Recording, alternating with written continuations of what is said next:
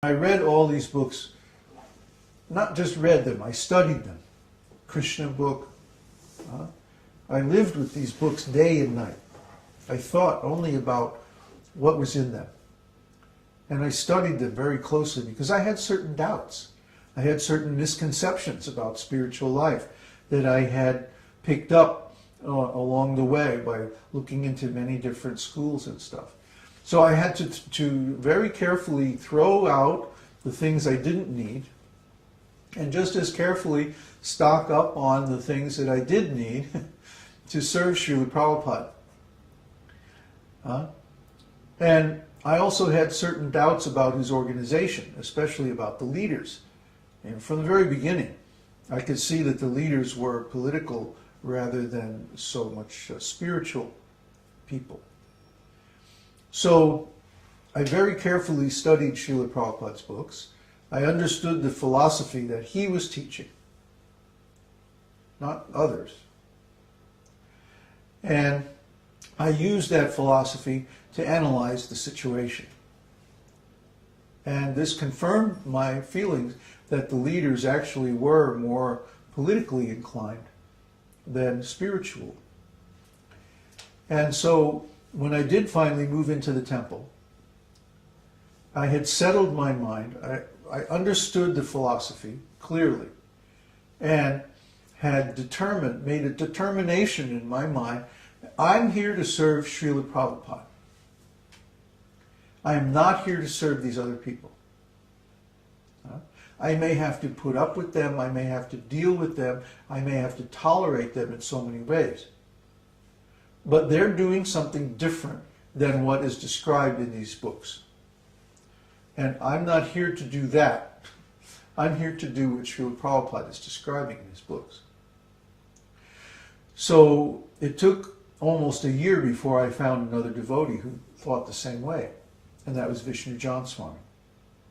So I apprenticed myself to him and basically followed him around for over a year, almost a year and a half.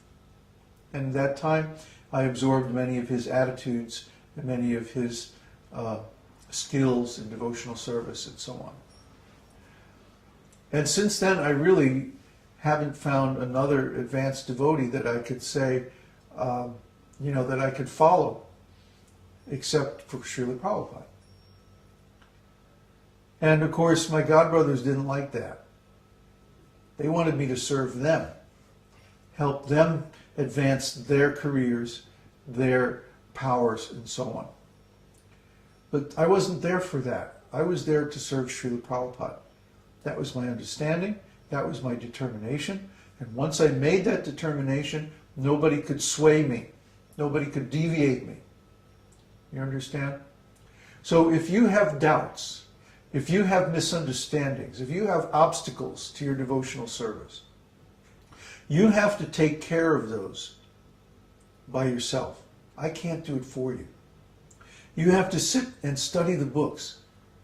You have to understand his teaching and you practice it until you understand what the problem is, whether it's a doubt or some personal obstacle in your life or whatever it may be that's stopping your spiritual progress. You have to diagnose it and fix it with your own endeavors. I can't do it for you. You see? I may be able to help with the diagnosis by doing astrology reading or by having a counseling session or something like that. But still, I don't have the complete information. Only you do. Ultimately, it's your responsibility to find out the obstacles in your path, diagnose them, and take the required action to overcome them. And it might take years to overcome them. Some of the obstacles to devotional service are very subtle, very deep in our personality structure. And it may take years to overcome. It almost certainly will take years to overcome some of the problems that are keeping us from being self-realized. But like we said, what else is there to do? Is there anything better to do in this whole universe? I don't think so. So you should settle in for the long haul here. Vyavasayatmika buddhi. Make your determination. Fix your determination on a specific goal of devotional service and pursue that goal with all of your determination and energy. Because the things that you do in the material world are all temporary. The only thing you can take with you is your advancement in spiritual life. So that should be your main endeavor. That should be your main engagement. All these other things are simply temporary. And that's what we're here to help you with.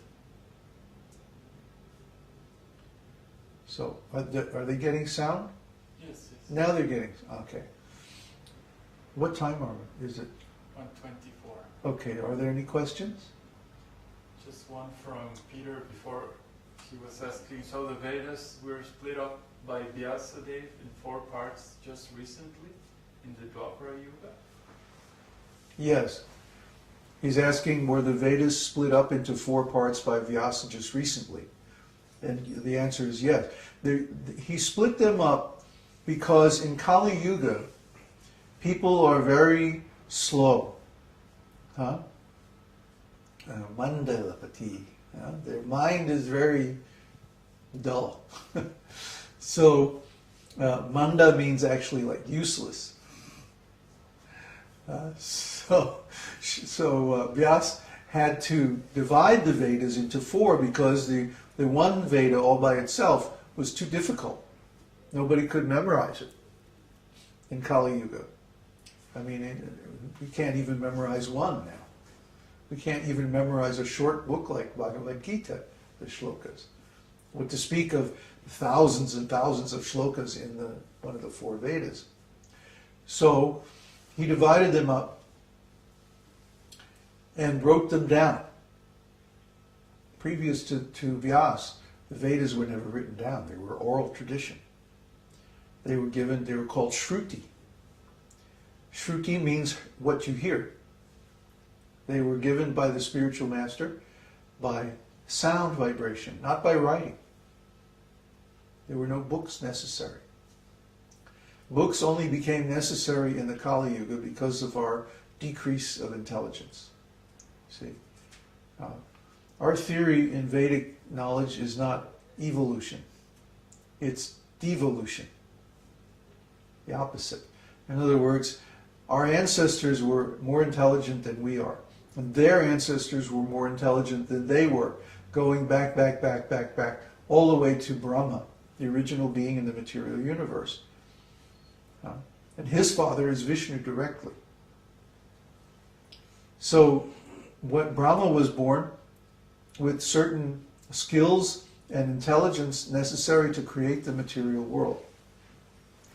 But then his children were born with somewhat less intelligence, and theirs with less, and every generation was less and less and less.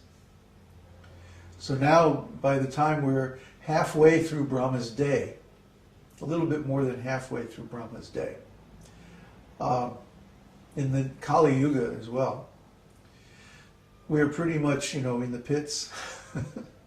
It's very, very difficult to perform any of the activities, spiritual activities mentioned in the Vedas. Basically, there are 4 dharmas. In the Satya Yuga, the dharma is meditation. And in the Dvapara Yuga, the dharma is elaborate temple worship.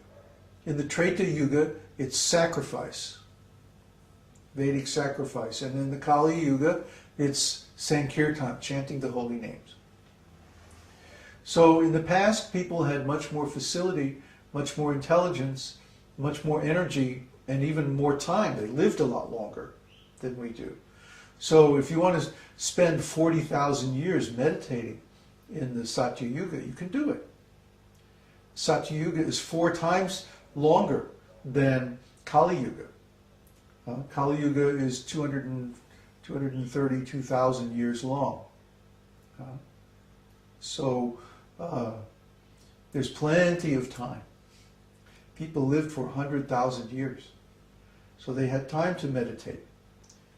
Meditation takes a long time. And you have to have a perfectly peaceful environment. No disturbance whatsoever. Here in our environment today, there's all kinds of noise from traffic, and the neighbors have a dog farm, I think. There's a dog in every single house, at least one. Our neighbor right next door has 4 of them.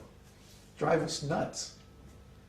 Everybody has a dog. Everybody has a car, which has a car alarm. And their house has a burglar alarm. And these things are going off all night long. And, I mean, it's just, we got to get out of here. We are. We're going to move to a nice place in the country in a couple of months. We're already looking. Yes? Question from Mike. What do you mean by an acharya being allowed to